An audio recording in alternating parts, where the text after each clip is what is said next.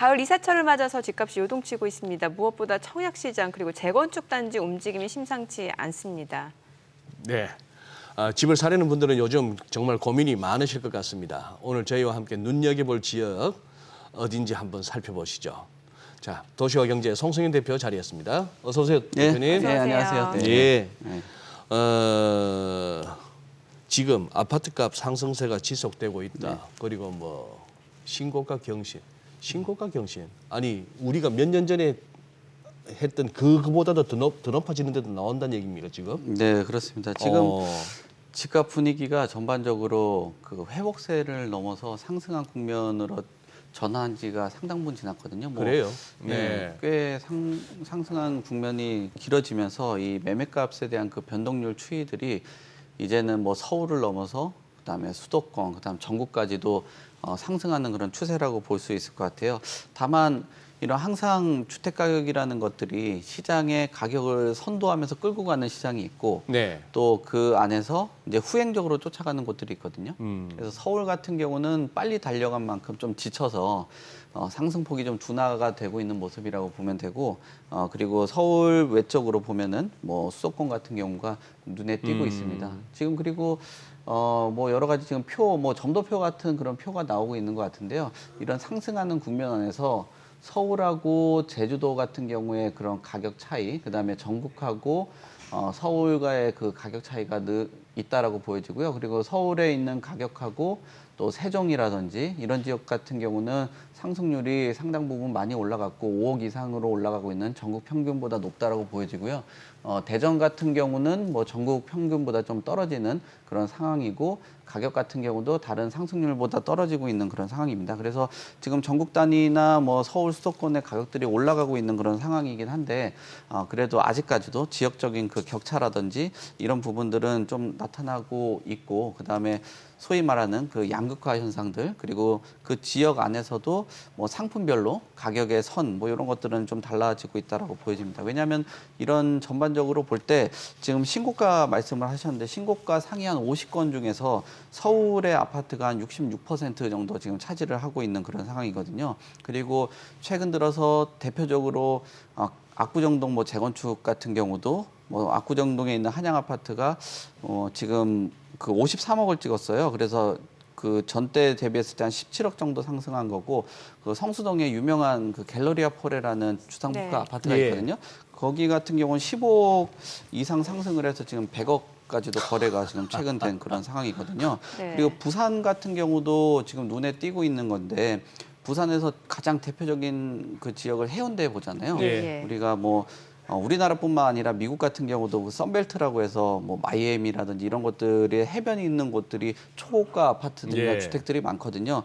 그곳 같은 경우도 지금 44억에 거래가 됐습니다. 그 이전 가격이 32억인데 그때 대비했을 때도 12억 정도 상승한 그런 국면이다 보니까 서울과 그다음에 타 지역들, 그다음 수도권들도 전반적으로 오르고 있는데 그 지역 안에서도 대표적인 지역들, 그다음에 소위 말하는 그 부촌이라고 불리우는 지역들이 가격의 그 상승과 견인을 하고 있다라고 볼 수 있을 것 같습니다. 네, 그 국민평형이라고 하면 이제 전용 면적 84제곱미터 맞죠? 이게 아파트값이 10억 원을 돌파했다고 하는데 뭐 상단뿐만이 아니라 하단도 좀 높아지고 있는 것 같고 그래서 6억 원 이하 거래 자체가 지금 뭐 씨가 마를 정도라고 하는데 이게 또 지방에서는 남의 얘기라고 하니까 참 이 양극화 현상은 더 심해지는 거 아닌가라는 생각이 들거든요. 네. 그 지금 국민 평형이라고 이야기하는 아까도 표에서 봤듯이 서울 같은 경우는 10억 한 4천 정도 되고요. 옛날 그 기준으로는 몇 평입니까 그게? 지금 얘기하면은 그 일반적으로 보면은 30평대 뭐 이 정도. 그러니까 84 전용 면적이라고 하면은 한 25평인데 뭐 공급하고 이런저런 면적들 하면은 한 30평 초반 33평 뭐 한 35평 그 내외 정도로 보거든요. 그래서 그 면적들을 환산을 해보면은 그냥 국민평형이라는 건 결국 사람들이 거주를 하고 자녀 한 2명 정도, 한두 명 정도 키우는 그런 공간이라고 볼 수 있는데 그 면적들로 봤을 때는 지금 격차가 좀 파란색 뭐 주식 차트하고 좀 비슷하게 보시면 될 것 같아요. 파란색에 있는 곳들이 가격 그 상승에 좀 못 미치는 하락하고 좀 낮은 가격 형성이라고 볼 수 있고 뭐 서울이라든지 세종 이런 지역 같은 경우는 뭐 가격이 좀 높다. 전국 평균이 4억 8천 정도 되는데 서울은 그 2배가 넘는 그런 수치라고 볼 수 있겠죠. 왜 이 같은 원인이 있냐면은 주택이라는 거는 그냥 단순히 대출을 받아가지고 또는 소득을 가지고 사는 것뿐만 아니라 기존에 있던 자산을 매각해서 또 사는 거거든요. 내가 뭐 예를 들면은 통장에 한 3억 정도가 있다 그러면 기존에 있는 주택이 5억에 있는 주택을 팔아가지고 하면 8억 정도가 되고 이 사람 네. 집이 20억이면은 3억이 똑같이 있다고 해도 한 23억짜리로 갈 수 있는 구조잖아요. 그래서 비싼 아파트를 매각을 하고 그다음에 자산에 대한 격차들이 이런 자산 매각을 통해서 이동하는 것으로 보여지고요.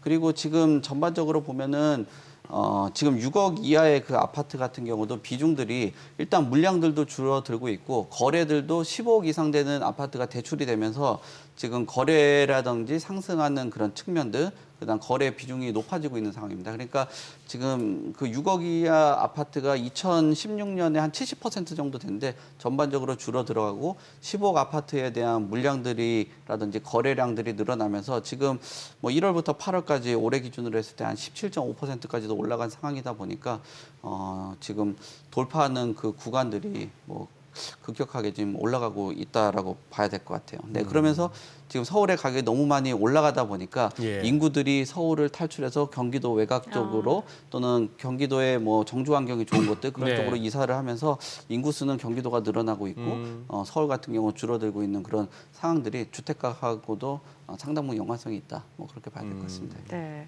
그 국민평형 얘기 나와서 말인데 그 보니까 국민평형 이 40억 원을 넘어선 곳이 있는데 이게 지금 보니까 반포 네. 레미안 원베일리. 네. 근데 얼마 전에 그 보류지 입찰을 했는데 단 3채만 팔렸다고 하는데 이것보다 더 논란되는 게 집단 대출 금리가 네. 논란인데 이건 또 무슨 얘기인지 좀 우선적으로 알려주세요. 보류지 먼저 네. 말씀을 드리면 보류지 같은 경우는 보통 우리가 그 계약을 하고 중도금 내고 잔금할 때까지 기간이 한 2, 3년 정도 있잖아요. 예. 근데 보류지 같은 경우 60일 안에 다 잔금을 해야 돼요. 그러니까 보류지? 그러니까 보통은 이제 그 개발 사업을 하면서 약간 사업비 조달이라든지 이런 것들을 위해서 약간 돈을 좀 남겨놓고 매각을 안 하고 남겨둔 그런 물건이라고 보면 되는 거예요. 네네. 그러니까 뭐 일반적으로 보면 일반 개발 사업들 보면은 뭐 시행사 보류분 뭐 이런 것들 있잖아요. 보유분처럼 그런 예. 개념이라고 생각하시면 돼요. 그래서 이걸 자, 팔아서 다 분양 안 하고 자기들이 예, 뭐라 해야 좀 되나 이거? 남겨놓고 네.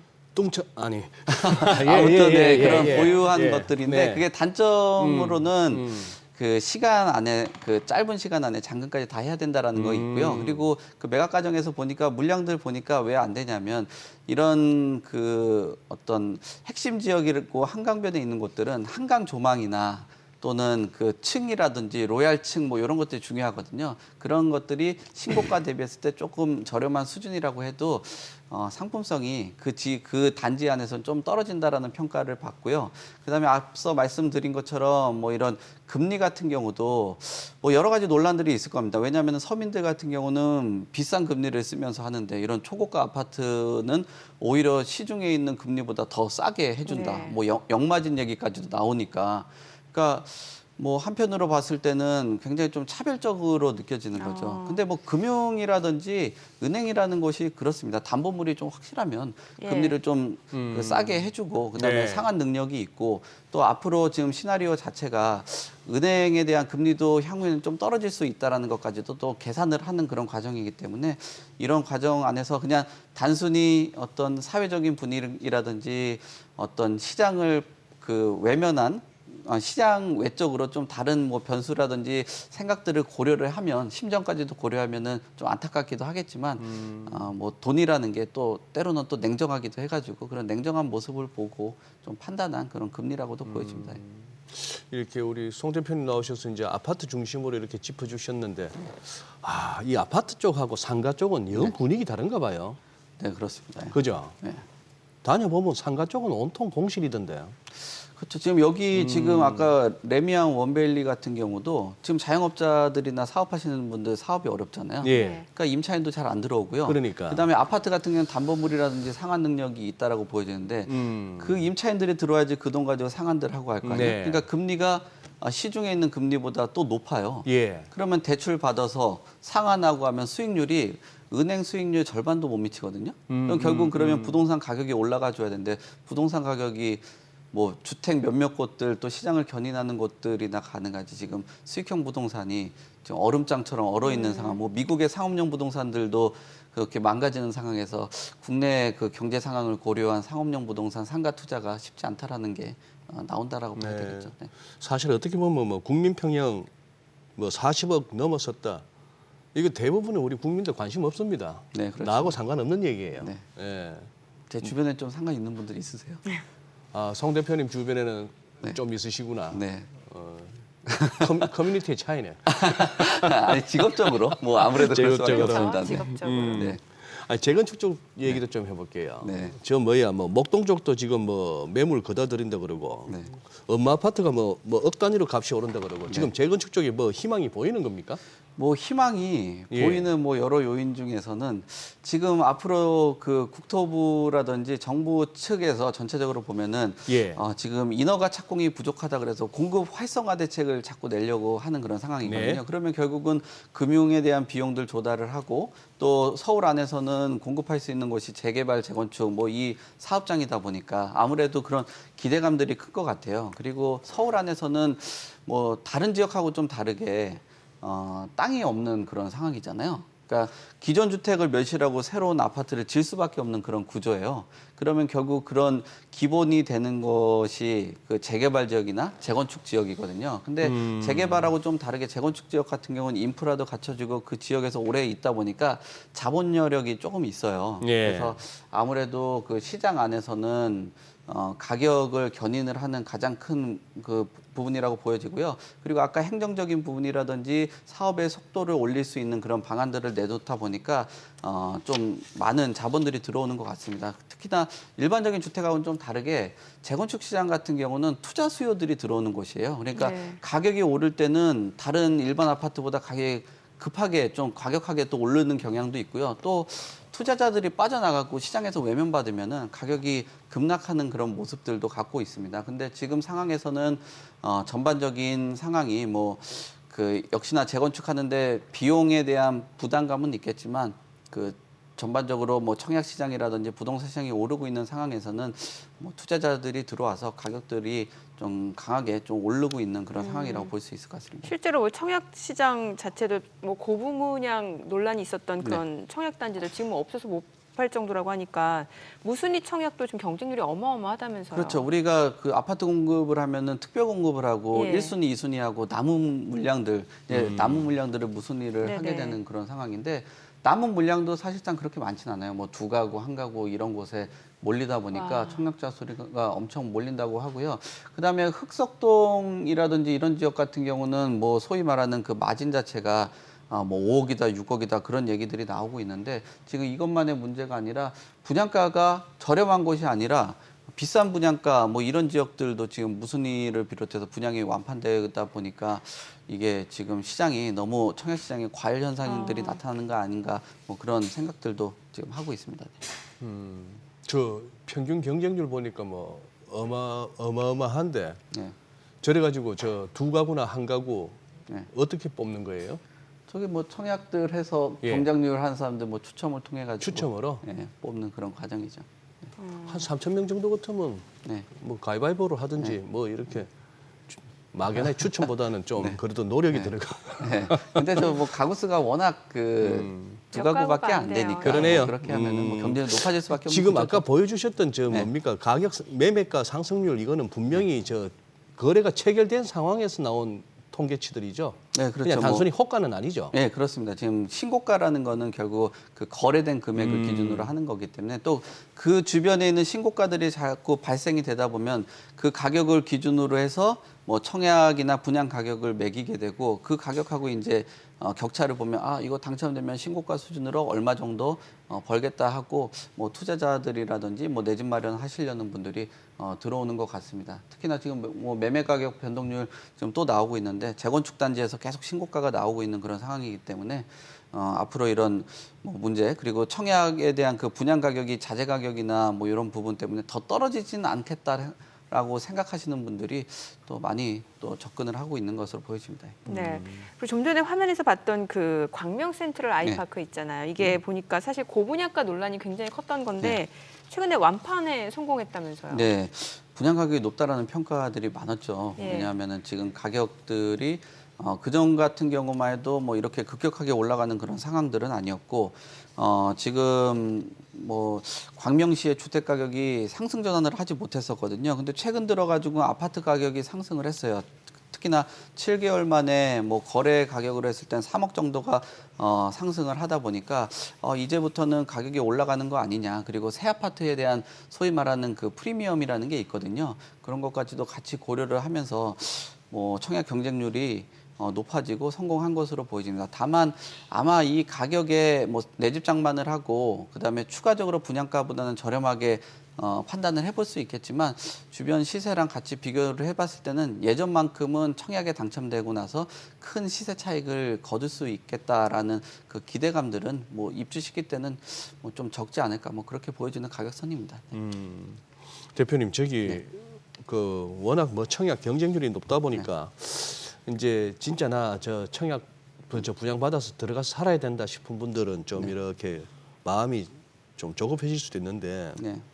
이런 분들한테 좀 이렇게 눈여겨볼 만한 것 좀 이렇게 현실적으로 한번 좀 조언을 주신다면은 네, 뭐 전매 제한 풀리는 데도 있다면서요? 그렇죠. 예, 전매 제한 분양 당첨되지 못하면은 예. 분양에 대한 그 권리를 사고 팔고 하는 예. 게 이제 전매인데요. 예. 13 대책 이후로는 기간들을 전반적으로 단축을 했어요. 그래서 서울 같은 경우는 한 1년 정도가 지나게 되면은 전매를 할 수 있는 그런 상황이 되는데요.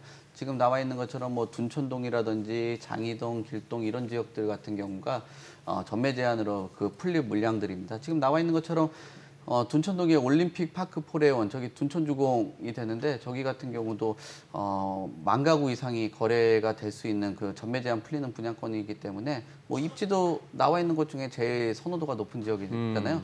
저런 지역들을 지금 보시고 잘 판단을 해보시고 본인하고 이제 거주 반경이라든지 직장 반경하고 잘 보고 판단을 하시고 전매 제한 같은 경우도 지금까지 주택 가격이 올라가 있는 그런 상황, 분양 가격이 올라가 있는 상황이라면은 분양권도 상당히 지금 상황에서는 메리트가 있기 때문에 저 지역들 잘 살펴보면 될 것 같습니다. 네. 또 보면은 요즘에 많은 분들이 관심 갖는 지역 중에 하나가 그 GTX 노선 네. 지나가는 쪽 있잖아요. 특히 GTX-A 그 네. 노선 주변으로 지금 집값 상승세가 좀 나타나고 있다면서요. 네, 그렇습니다. 지금 보통 교통 같은 경우는 발표되고 착공 네. 들어가고 완공되고 이제 그런 과정을 겪고 있거든요. 근데 동탄 같은 경우는 GTX가 지금 완공되고 있는 그런 상황이고 좀 있으면은 탈 수 있는 상황입니다. 그래서 동탄부터 수서까지 보니까 한 20분밖에 안 걸리더라고요. 그 교통 비용도 최근 보니까 10,000원도 안 되는 왕복으로 네네. 상황이다 보니까 그 서울에서 동탄에 택시 타고 가려고 해도 몇만 원 나오잖아요. 그렇죠. 네. 네, 그리고 늦은 시간에 타고 가면 근데 결국 그 비용이 요즘은 진짜 10시 이후 뭐 진짜 택시 요금 장난 아닙니다. 장난 아닙니다. 예, 예. 근데 그런 것들 고려를 해보고 한다라면은 굉장히 큰 획기적인 그러니까요. 노선이거든요. 그래서 서울에서 서울 이동하는 것보다 훨씬 가까우니까. 그러니까. 예. 예. 그래서 그런지 동탄에 있는 아파트가 역 주변에는 20억 돌파했고요. 그래요. 예, 과천 같은 경우도 지금 30억을 넘어서는 그런 상황이에요. 그러니까 이제 사람들 자체가 서울에 대한 그 이름값에 좀 선별적으로 보는 것 같아요. 그러니까 네. 뭐 유명 외제차가 있으면은 좀 소형 브랜드가 있고 국산차가 있으면 대형 그 모델들이 있잖아요. 예. 그러니까 꼭 서울이라는 브랜드보다는 이런 분들 같은 경우 정주 환경이라든지 교통이라든지 거기에 직주 근접 뭐 이런 것들도 같이 고려를 하는 거로 보여지고요.